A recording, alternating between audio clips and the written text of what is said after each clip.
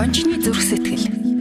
Үзэгч та зохиолч пастор Рожер Барьерийн 7 хоног бүр хүргэх Хончны зүрх сэтгэл нэвтрүүлгийг үзэх гэж байна. Таны Есүс Христтэй харилцаа ямар байдг вэ? Энэ харилцаагаа та хол, ойр, эсвэл халуун дотно гэж тодорхойлох уу? Сүнслэг өсөлтийн талаар олон жил судалж байгаа доктор Рожер Барьер энэ тусгай цуврал хичээлээр дамжуулан ертөнцийн эзнийг таних мөн чанар болон сүнсээр төлөвшсөн ертөнцийн эзний хүн болох тухай заах юм аа. Хэрв та энэ хичээлийн аль нэг хэсгийг үзэж чадалгүй өнгөрчихвөл өнөөдрийн хичээлийг болон Eagle телевизийн Библи судлалын бусад материалуудыг Eagle дундуур зураас TV цэг MN вебсайтнаас татан авч сүнсээрээ өсөн дэвжигтэй ашиглах боломжтой. Доктор Рожер Барьер 35 дахь жилдээ Southern Baptist сумын пастораар ажиллаж байна. Тэрээр эхнэр Жулийнхаа хамт сүнслэг өсөлт, дотн байдлын талаар байнга семинар хийдэг. Хамгийн сүүлд тэд Улаанбаатар хотод Христийн сумын пасторууд болон ертөнцийн эзэнд үйлчилдэг бусад хүмүүст зориулан сургалт явуулсан юм. Одоо бүгдээрээ доктор Барьерийн заах сүнсний өсөлтийн зарчмууд нэртэй хичээлд анхаарлаа хандуулцгаая. Рожер бид хоёр 400 гаруй хормын ёслолд оролцож байсан. Сүйд залуу эндэр рүү автагаа ирж байгаа үзэгдлэн сүйд бүсгүйг хараад хайр, инхрийлэл, сайхан сэтгэл бүхнээ түүнд зориулна гэж боддог. Гэвч ихнэр нөхөр хоёр тус тусын гэртээ өсч том болохдоо аль хэдийний сэтгэл нь шархалж, аль хэдийний сэтгэлийн аяг нь дүүрчихсэн байдаг. Тэгэхээр өнөөдөр бид хүүхэд байхдаа авсан сэтгэлийн шархнуудын тухай ярилцах болно. Эцэгчүүд хүүхдүүдийнхээ сэтгэлийн аяганд нэлээд их зүйл хийсэн байдаг. Хүн амьдралдаа сурах бүх зүйлийнхээ тэн хагасыг амьдралынхаа эхний 6 жилд сурдгийг эрдэмтэд олж тогтоосон юм. Энэ л үед хүүхдийн амьдралд болж байгаа зүйлс түүний сэтгэлийн аяганд үндсэн амьдралын турш хоримтлагдахаас ч илүү хурдан хоримтлагддаг байна. Хүүхдийн амьдралын эхний жилүүдэд аав ээж нь хүүхдүүддээ хэрхэн хандах нь маш чухал байдаг. Тийм ч болохоор ертөнцийн эзэн шинэ гэрээн дээр хэд хэдэн удаа хуучин гэрээн дээр ч гэсэн хүүхдийг багдан сурах гэсэн байдаг. Эхний энэ жилүүд хүүхдийн амьдралын хамгийн чухал бүх зүйлд суралцах үе нь байдаг юм аа. Нялх хүүхдийн тархи маш жижигхэн, бас тэдний бойжилт, хөдөлгөөн муу байдаг. Харин эхний 6 жилд хүүхдийн тархины үйл ажиллагаа тогтворждог байна.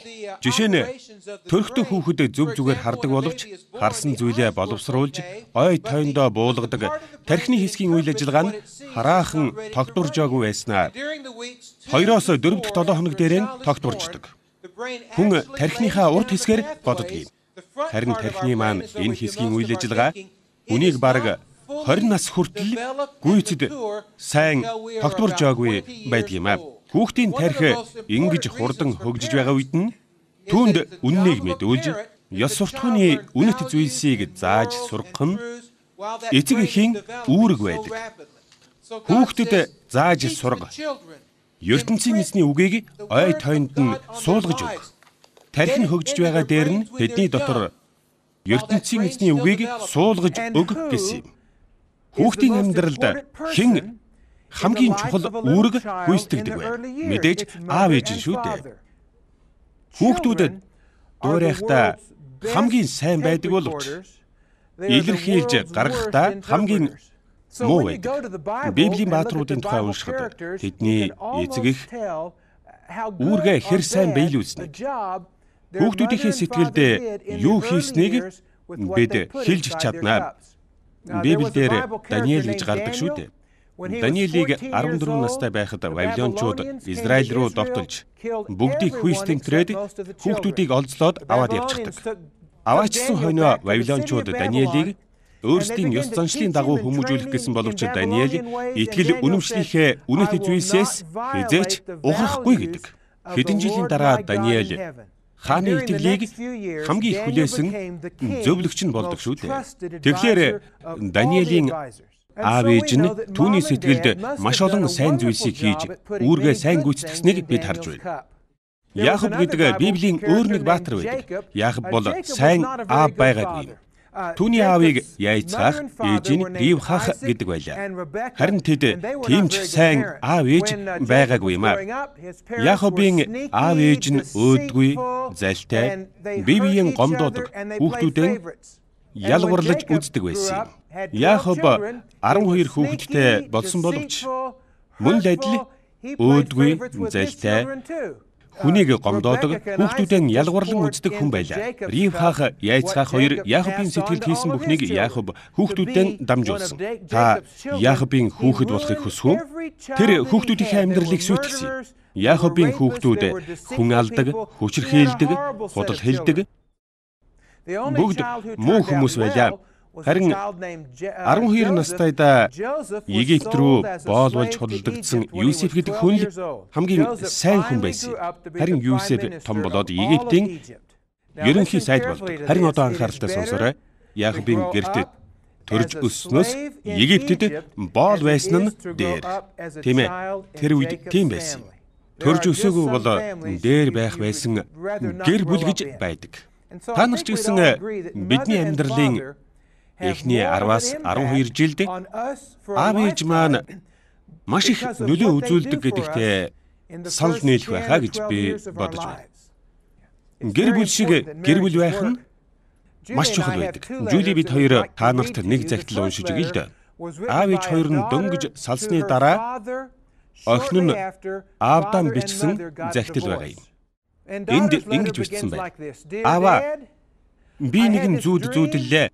Нэгэн сайхан нартай өдөр та, ээж, дүү бид нар машинаар явж байх юм. Ээж та хоёр урд суучихсан хөгжилтэй юм яриад л энийгээд л дүү бид хоёр арын суудал сууж байх юм. Тэр лав миний амьдралын хамгийн сайхан өдрүүдийн нэг байсан. Тэгтэл гинэт тэнгэр харанхуйлаад бороо орж ихэлсэн. Та бас гинэт алгуулчихсан. Дүү бид хоёр арын суудалд суусан хэвээрээ. Харин ээж ганцаараа машинаа бариад явж байсан. Жули одоо захиаг үргэлжлүүлэн уншиж өгнө. Гинэт нэг өөр машин яг манай машиныг чиглээд ирж байсан. Ээж машинаа замаас гаргахыг оролдсон боловч тэр машин манай машиныг ирээд мөрөгчихсөн. Яг мөргөлтгийн өмнө тэр машиныг тааж жолоодчихсон. Таны хажууд өөр эмэгтэй суугаад явж байхыг бид харсан. Ээж маш хүнд гэмтсэн. Эргэлдэж байсан дугуйн дор ээж минь ороод хавиргануудаа хуглаж хугарсан хавирган зүрх рүү хатгачихсан. Машин мөргөлдөхэд Брайаны сууж байсан талын хаалга дотгошоогоо чихэгдээд түүний гарыг хугалсан. Тэр ослоос Брайан хүнд гэмтэл авч шоконд ороод одоо хүртэл хинтээ ч ярихгүй тоглохчгүй байгаа. Тэр орой гадаа маш хүйтэн байсан. Миний хөл хугарчхаад би хөдөлж чадахгүй байсан. Ээж Брайан хоёрыг хаана байгааг ч мэдэхгүй. Өөрөө маш их өвдөж байсан болохоор тэдэнд тусалж чадахгүй байсан. Бид ер нь урдих шиг байх үе ирэх болов уу гэж ослоос хойш надад бодогддог болсон. Эмч нар хөлөнд маань маш их эмчилгээ хийх хэрэгтэй гэх юм. Гэхдээ эмч нарын оронд аава та миний хажууд байсан ч болоосай. Шөнө эмнэлэг тэр аяараа нам гүн байх үед Брайан бид хоёрыг ээжийн палатанд аваачдаг. Тантай хамт байхад ямар сайхан байсан тухай, хамт машинаар явхад ямар сайхан байсан тухай ярьдаг. Аава, таач гэсэн гэмтсэн үү? Та бид нарт хэрэгтэй байгаа шиг бид танд хэрэгтэй байна уу? Таны хаана байгааг, таны гэмтсэн эсхийг бид танд хэрэгтэй байгаа үгүйг би мэдэхгүй. Аава таньдаа хайртай, таныгаа санаж байгааг минь мэдээсэй гэж би хүсэж байна. Таны охин Кэмберли. Олон хүн сэтгэл санааны хувьд ийм хүнд байдалд орж үзсэн байдаг. Та аавтайгаа хамт байгаагүй, аав ээж хоёр ч салсан. Эсвэл танаа гэрт хүнд хэцүү зүйл тохиолдож байсан бол надад үнэхээр харамсалтай байна. Есүс таны сэтгэлийн шарахыг эдгэхийг хүсдэг. Яг одоо хамтдаа ертөнцийн эзнээс гуй. ертөнцийн эзэн аав минь энэ танхимд сууж байгаа амьдралдаа зовж шаналсан хүмүүсийн төлөө миний сэтгэл шаналж байна. Тэдний гэр бүл аз жаргалтай хайраар дүүрэн аюулгүй байгаагийн төлөө би харамсаж байна. Биднийг хайрладаг аавын хувьд та тэднийг хайрлаж, тэдний төлөө санаа тавихыг хүсдэг. Есүсийн нэрээр тэдний сэтгэлийн зовлон эдгэж өгөөч. Есүсийн нэрээр гуйж байна. Амен. Тэгэхээр би та бүхнээс нэг асуулт асууя. Эхнэр нөхөр хоёр дотн байхад юу хамгийн их саад болдог вэ? Одоо анхааралтай сонсоорой. Гэр бүлийн дотн харилцаанд хамгийн их саад болдог зүйл бол эхнэр эсвэл нөхөр нь аав ээжтэйгээ сэтгэл санааны хувьд холбоотой байсан хэвээр байдаг явдал юм. Монголчууд эцэг эхийн их хүндэлгийг би мэднэ л дээ. Гэхдээ бид энд сэтгэл санааны хувьд эцэг эхтэйгээ холбоотой байх тухай ярьж байгаа. Заримдаа гэр бүлийн хоёр бие биенээсээ илүү аав ээжтэйгээ илүү ойр дотн байдаг. ертөнцийн эзэн хүн ганцаараа байх нь сайн биш гэж хэлсэн. Тэгээд ч ертөнцийн эзэн хаваахыг бүтээж гэр бүлийн тухай маш чухал зүйлийг хэлсэн.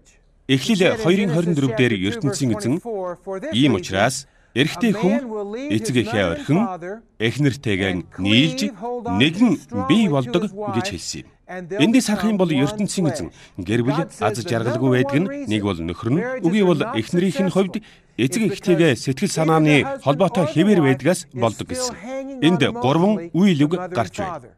Эхлээд эцэг эхэн орхиод гэсэн байгаа биз. Дараа нь эхнэртэйгээ нийлж гэсэн. Харин 3 дахь нь нэгэн бие болдог гэсэн. Энэ 3 гурвлаа чухал юм аа.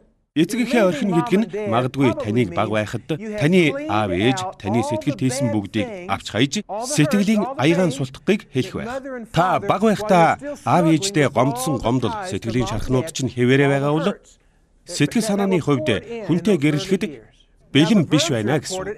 Энэ гурвлаа чухал гэж хэлсэн. Дэс дараа нь ч гэсэн бас их чухал байдаг. Эхлээд эцэг эхэн орхиод дараа нь эхнэр эсвэл нөхөртэйгөө нийлээд тэгж байж нэг бие болох уу? Өөрөөр хэлбэл хүүхэдтэй болж болно гэсэн үг. Яагаад гэр бүл болсон хоёр нэг бие болж чаддгүй вэ гэвэл аль нэг нь сэтгэл санааны хувьд эцэг эхтэйгээ холбоотой хэвээр байгаагаас болоод тэгдэг юм аа. Эцэг эхээ орхисон цагт л бид эхнэр эсвэл нөхөртэйгөө жинхнээсээ ойр дотн болж нийлж нэгддэг. Тэгж байж л бид нэг бие болж хүүхэдтэй болж болно. Хүмүүс би яагаад сайн аав эсвэл сайн ээж байж чадахгүй байгаа юм болоо гэдэг. Оюун санаагаараа нэгдэж ойр дотн болж чадаагүй юм чинь яаж сайн эцэг эх болох вэ? Олон хүн миний гэрлэлт энээс дээр байж болоогүй юм байх та. Яагаад бидэнд энэ олон асуудлууд тулгардаг юм болоо гэдэг. Энэ бүхэн бид эцэг эхтэйгээ сэтгэл санааны хувьд холбоотой хэвээр байгаагаас болдгийм.